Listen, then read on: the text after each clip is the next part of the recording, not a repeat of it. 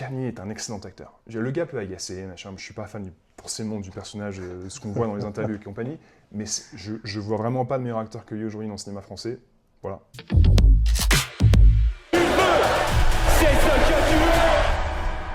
Matt, qu'est-ce que t'as fait?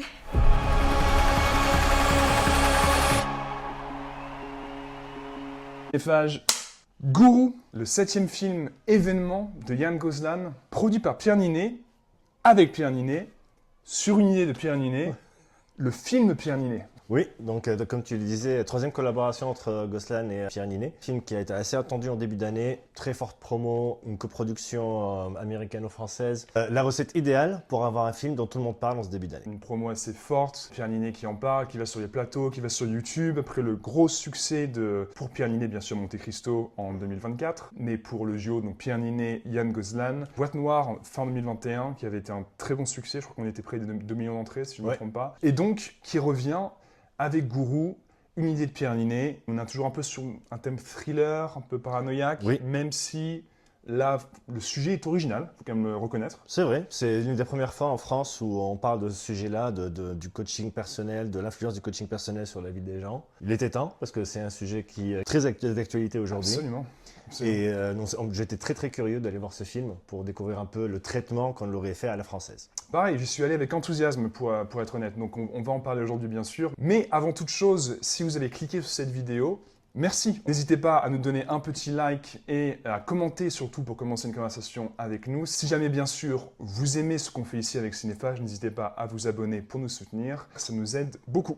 Comme d'habitude dans cette vidéo, on va d'abord faire une critique sans spoiler, voilà un aperçu général du film avec nos avis bien sûr, et ensuite dans une deuxième partie, une critique avec spoiler, donc ceux qui auront vu le film peuvent rester avec nous pour cette deuxième partie. Tout à fait.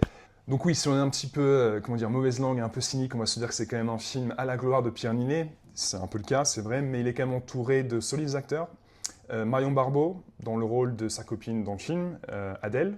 Anthony Bajon, qui livre une grosse performance, on y reviendra. Dans le rôle de Julien, un de ses adeptes les plus dévoués, on va dire. Ouais, qu'on avait vu notamment dans Athéna de Gavras il y a quelques années et Chien de la casse, un peu plus récemment. Et également Holt McCallany, acteur américain de son rôle plutôt, mais qui avait quand même été remarqué dans Mindhunter, la série de David Fincher. Un acteur avec une vraie gueule. Pour jouer le rôle du mentor, en tout cas par procuration, en tout cas mentor éloigné de Mathieu Vasseur dans le film. Voilà, un peu pour les forces en présence. Gourou, ça parle de quoi?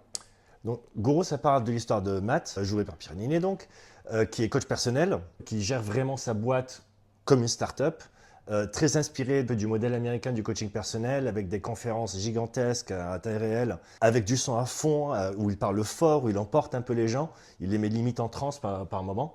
Et donc, il a une communauté qui grandit de plus en plus, et avec cette popularité, avec cette influence qu'il commence à avoir avec les gens, on va commencer à voir certaines dérives qui vont arriver. Et c'est ce qui va un peu faire basculer le film de l'autre côté. L'élément déclencheur, ça va être l'enquête de ce groupe parlementaire sur Matt Vasseur notamment, et son équipe. Donc Matt Vasseur forcément étant un peu le représentant numéro 1 de ces coachs de vie en France dans le film. Et le film va profiter de cet élément déclencheur pour traiter de sujets très actuels comme les réseaux sociaux, la manipulation de personnes potentiellement un peu plus vulnérables, sensibles, les jeunes notamment, les personnes en difficulté, via ces réseaux, c'est cool. Enfin, moi j'ai un peu vu des échos au risque de groupes masculinistes, tu sais, identitaires masculinistes, on ne sait pas trop, enfin de toute façon tout est un peu mélangé dans tout ces ce qui est sectaire en général, voilà. En fait, c'est ce qui déclenche l'enquête parlementaire, c'est qu'on voit que son influence commence vraiment à isoler ces gens-là de la société, et ils sont entre personnes qui sont d'accord entre elles sur des principes et sur des valeurs qui parfois peuvent être un peu exagérées. Donc c'est un peu le point de départ du film, beaucoup de choses vont être dites. Après, c'est que c'est une histoire à multiples couches génération qui part un peu dans tous les sens, en bien ou en mal. On va pas trop en dire, bien sûr, c'est la critique sans spoiler maintenant, mais toi, ton avis général sur le film, qu'est-ce que tu en as pensé ?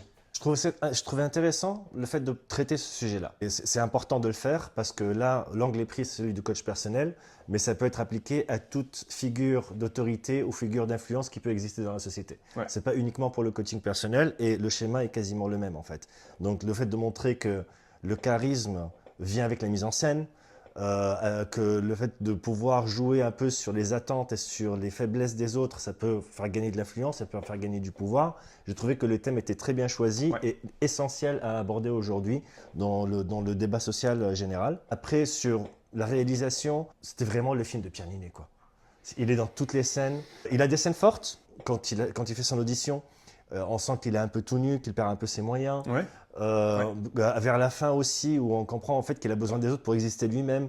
Donc l'arc narratif est bon. Bien sûr, c'est un excellent acteur, donc son jeu est bon, mais on sent vraiment que c'est un film qui est fait par lui, pour lui, quoi. Mais c'est pas grave. Enfin, pour réagir un peu directement à ça, il y a plein de films faits par des... Ça dérange personne quand DiCaprio fait un film à sa gloire, quand il fait le Revenant, tu vois, bon après je compare... Bon, Pierre Ninet est un excellent acteur. Pour moi, honnêtement, j'ai du mal à voir un meilleur acteur que lui de sa génération en France. C'est compliqué, comme le mec, c'est quand même tout joué, quoi. C'est vrai. On parlera de l'autre côté de l'Atlantique, dans pas très longtemps potentiellement, d'un gars comme Timothée Chalamet. Oui, Pierre Ninet est un peu plus vieux, mais pour moi, c'est un peu le même genre de gars, tu vois. ouais, c'est un peu la même Euh, génération d'acteurs. C'est un peu la même génération d'acteurs qui, pour moi, savent tout jouer, qui n'hésitent pas à se mettre dans des situations, tu vois, plus de jouer à l'écran la vulnérabilité, tu vois, c'est pas des gars qui vont faire que l'action gars, de toute façon, ils n'ont pas le physique pour, mais vraiment, je trouve que c'est des acteurs super intéressants. Moi, j'ai aimé le film, vraiment bien aimé le film. Il a des défauts. C'est un peu étrange qu'il ait peut-être un chouïa trop long, c'est vrai, mais quand le film s'est terminé, c'est quand même assez rare. La fin est un peu abrupte, moi, j'ai envie que ça continue. J'étais encore dans le film, tu vois. Oui, pour voir ce qui se passe Voilà, juste moi, après, quoi. voilà, exactement. J'étais pas à regarder ma montre, j'étais pas à me dire, il faut que ça finisse, tu vois. Alors c'est pourtant un film qui dure 2 heures. Mhm. C'est vrai qu'en y repensant, il y a peut-être quelques scènes, peut-être une scène de, comment dire, Le coaching. coaching, ouais. Je sais pas comment appeler ça, en fait. Peut-être une scène de coaching en trop. Peut-être Oui. qu'il y en a une en trop, peut-être. C'est quasiment par moment un film un peu de sport, tu sais, un film de... T'as son image publique, enfin en tout cas ce que lui il fait, c'est-à-dire ces scènes, ça peut être des scènes de combat, des scènes de sport, donc avec la partie imagée de l'iceberg qui est voilà, ce que lui propose dans son service, et ensuite on voit sa vie privée de l'autre Oui. côté. Donc j'ai vu un peu ces scènes de coaching, voilà, ces suiveurs, je sais pas trop comment dire, C'est des adeptes à ce niveau-là. des adeptes quasiment, Ouais, c'est ouais. un peu le côté secte. Donc quasiment comme des scènes de sport dans un film voilà, de sport. Mais c'est vrai qu'il y en a peut-être une en trop. Oui. Ayant dit ça, je trouve que le film, moi, encore une fois, quand ça s'est fini, j'ai envie que ça continue. Voilà. Je trouve que le personnage de Matt Vasseur est un personnage complexe. Moi, ça m'a intéressé, ça m'a vraiment emporté. Alors bien sûr, c'est un connard dans Ouais, mais beaucoup de Il situations. devient complexe. Ah, il est dès le début. Au début, c'est juste la caricature d'un chef de start-up qui est en train de faire de la conférence américaine en France. Oui. Et après, au fur et à mesure que les choses commencent à se dégrader, on voit son évolution. C'est là où on commence vraiment à sentir qu'il est en train de perdre le contrôle, mais en même temps, il peut plus se passer de cette drogue qu'est le pouvoir. Et c'est là qu'on a plusieurs Son couches. identité, ouais. Bah, en fait, pour moi, on le voit dès le début. On le voit dès la scène, comme tu as dit, de l'audition par le groupe parlementaire. On le voit dès le dîner avec son frère, où on le sent, par rapport à son frère, il est en deçà. Son frère le domine. Oui. Alors, on ne sait pas ce qui s'est passé avant. Soit Pierre Ninet le voit comme essaie de le dépasser, le voit un peu comme un mentor qu'il faut dépasser, ou comme un... En tout cas, il y a une tension, il y a un passif, tu le sens directement. Il y a une relation d'autorité entre les deux. Exactement. Il y en a un qui a l'ascendant sur l'autre psychologiquement. Enfin, en tout cas, j'ai trouvé dès le début qu'on avait face à un personnage complexe qui est très souvent connard avec ses collaborateurs. On le voit souvent dans le film. Sa copine, ils sont mariés, sa copine, juste sa femme. Sa copine, je pense. Ouais. Donc le personnage d'Adèle joué par Marion Barbeau. Très bien d'ailleurs, même si, et c'est une des limites du cinéma de Yann Gozlan, en général, les personnages féminins Ouais, c'est pas assez sont travaillé. un peu transparents. Je trouve que les scènes qu'elle a, quand tu sens qu'elle comprend au fur et à mesure que Matt Vasseur lui cache plein de choses. Oui. J'ai beaucoup aimé ses réactions, je trouve qu'elle avait une intensité, mais c'est vrai qu'elle n'est pas assez travaillée. Quoi. Bah, pour un élément, en fait, c'est un élément de l'intrigue, mais elle le joue très bien parce que Voilà. c'est à travers elle qu'on découvre plusieurs choses. Ouais. Donc- C'est quasiment par procuration, c'est un peu nous en fait. C'est un peu le Exactement. spectateur, ouais. Mais elle joue quand même bien, enfin, sa prestation, enfin, ses réactions, etc. Quand elle le regarde, on voit dans son regard qu'elle comprend Elle que encaisse, cette, ouais, personne, ouais. que cette personne-là n'est plus la même. Ouais. Dans l'ensemble, le film, quand même, moi je le trouve très bien joué. Pierre Ninet est un excellent acteur. Le gars peut agacer, machin. Je suis pas fan forcément du personnage, ce qu'on voit dans les interviews et compagnie, mais je vois vraiment pas de meilleur acteur que lui aujourd'hui dans le cinéma français. Voilà, en tout cas de sa génération, bien sûr. Restons calmes un peu quand même. Mais donc moi j'ai beaucoup aimé ce film. Je trouve qu'il y a une vraie tension, il y a une vraie mise en scène, il y a une Gozlan, c'est filmé, c'est un film rythmé. Une grosse faute de goût quand même dans le film, pour moi, c'est tout le segment avec Cyril Hanouna. Oui. J'ai pas compris, là. Tu fais quoi Bon, c'était vraiment c'était pour exagérer le trait, mais en utilisant la réalité pour exagérer le trait. Tu vois, Ouais, mais tu vois genre, un peu quand le je vais au truc. ciné, j'ai pas envie de voir 5-10 minutes de. Ouais, moi non plus. Je suis pas à mon poste, tu vois. Donc, ça, c'est un problème. Mais à part ça, voilà, moi, j'ai vraiment bien aimé Gourou. C'est un film qui m'a maintenu sous pression pendant l'ensemble de l'intrigue. J'ai l'impression d'être un peu en minorité. Dans l'ensemble, j'ai l'impression que les gens, sur YouTube en tout cas, on voit beaucoup d'avis. Les gens n'aiment pas ce film, le descendent, disent que c'est un peu raté, trop d'intrigues. Bon. Je sais pas, parce que rester quand même assez bien rythmé, etc., c'est juste que ce format de film-là n'existe pas, n'est pas vraiment très connu en France. Le format où tu as un personnage, où tu vois son évolution de l'ascension à la folie, à la chute, peut-être qu'il manque juste à la fin la partie rédemption, c'est pour ça, c'est peut-être pour ça que tu avais... Peut-être une piste, ouais, peut-être à la fin. mais comme ça ne se finit pas en rédemption, c'est pas le film qui fait les gens se sentir bien, donc on est un peu confronté à notre réalité. Est-ce que ça te dérange un petit peu le côté, on se parle des réseaux sociaux, on se moque un peu à demi-mot de toute la Startup Nation, tu vois. Et donc, tu donnerais quoi comme note à Gourou? 8 sur 10. Moi, j'ai vraiment bien aimé Gourou. J'ai trouvé que c'est un film, encore une fois, qui ne ressemble à aucun autre. Très bien joué, rythmé, je me suis pas ennuyé un seul instant.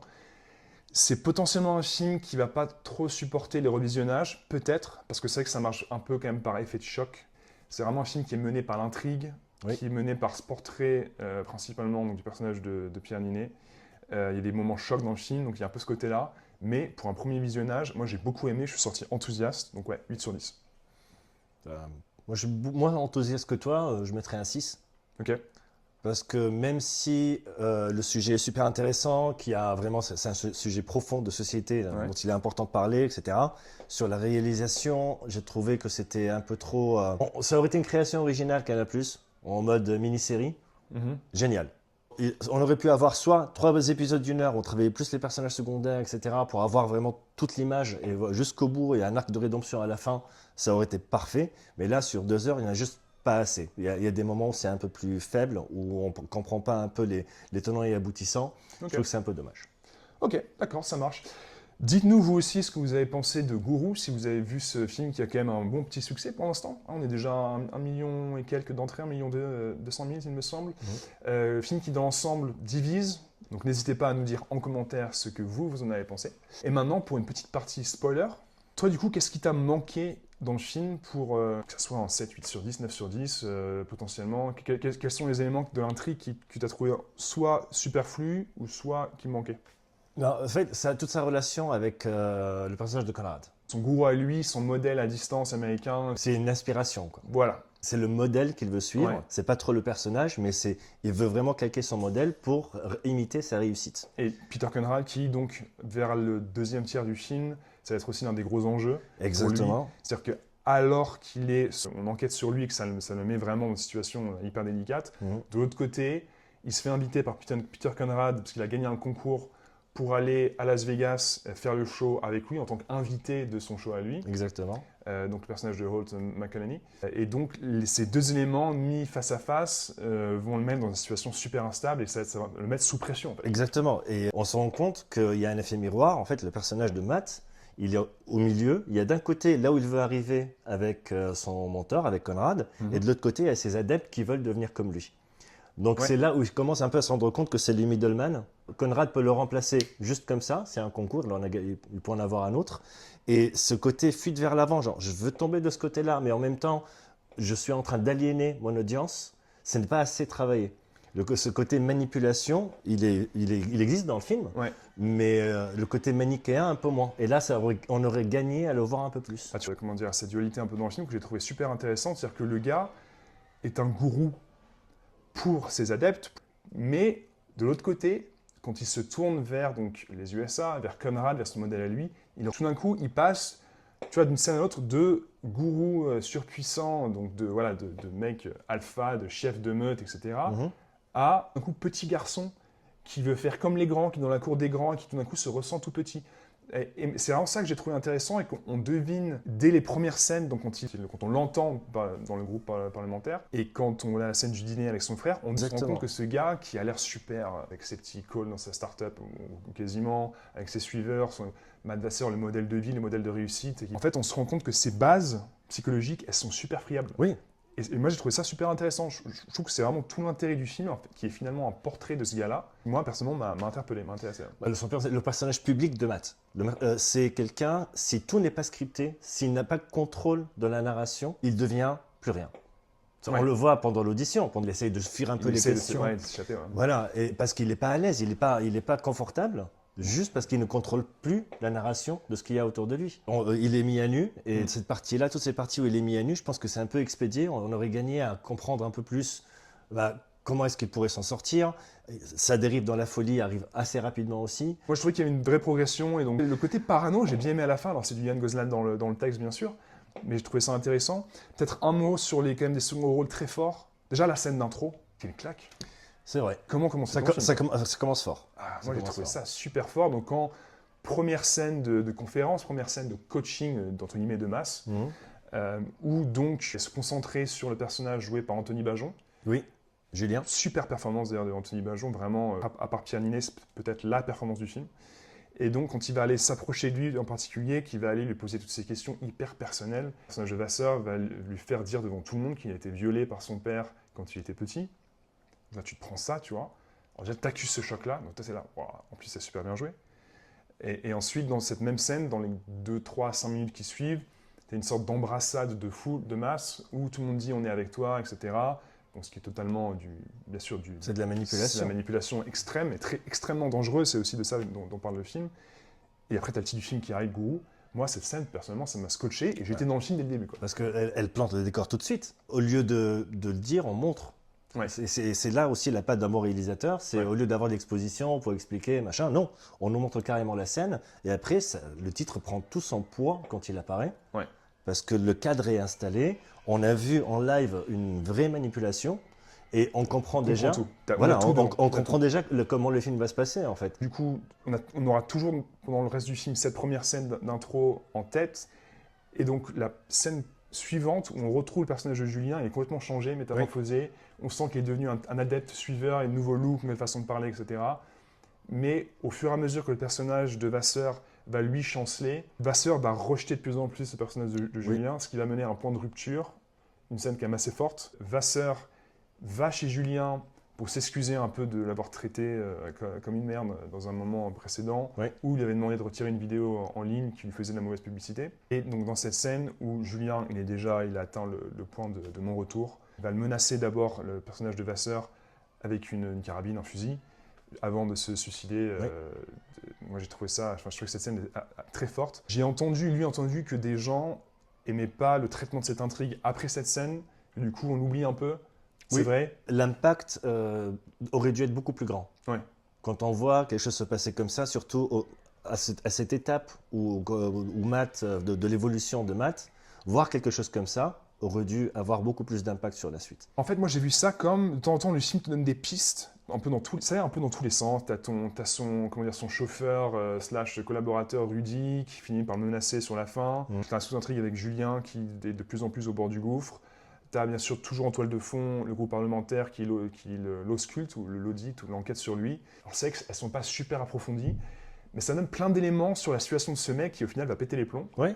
Et moi j'ai trouvé que ça s'enchaînait plutôt bien. Il aurait dû péter les plombs un peu plus. Peut-être un mot aussi sur la relation avec son frère, l'un des moteurs du film quand même. Exactement, parce que son frère c'est vraiment ce qui le drive au quotidien. Mais le truc c'est que son frère qui, lui aussi, comme sa copine, est un peu extérieur à la situation. Il voit un peu l'évolution de son frère, il voit qu'il cherche son approbation, son admiration, sa reconnaissance, mais jusqu'au moment où les chemins se divergent complètement. Mais la scène chez Hanouna, où il va dire devant tout le monde que son frère, en gros, l'a maltraité quand il est jeune. Il se victimise. Il se victimise clairement. En fait, on apprend... Alors déjà, c'est un choc. Le frère, il est devant la télé, il pète les plombs, il essaie de l'appeler, il n'arrive pas à le joindre, etc.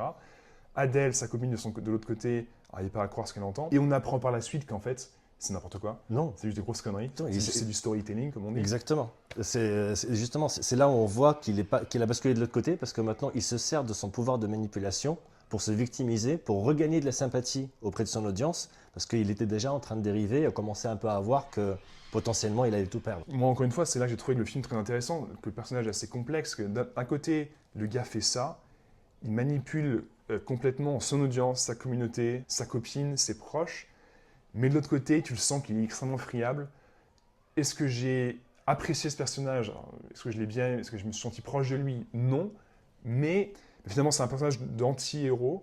On n'est pas censé forcément l'aimer, mais moi, j'ai trouvé tellement complexe et intéressant à suivre que j'ai été emporté. Ceci étant dit, bon, on pourrait en parler pendant longtemps, c'est quand même un film assez complexe, il y a beaucoup de choses qui se passent. Ouais. Est-ce que tu recommanderais, toi, finalement, aux gens de voir Gru ou pas?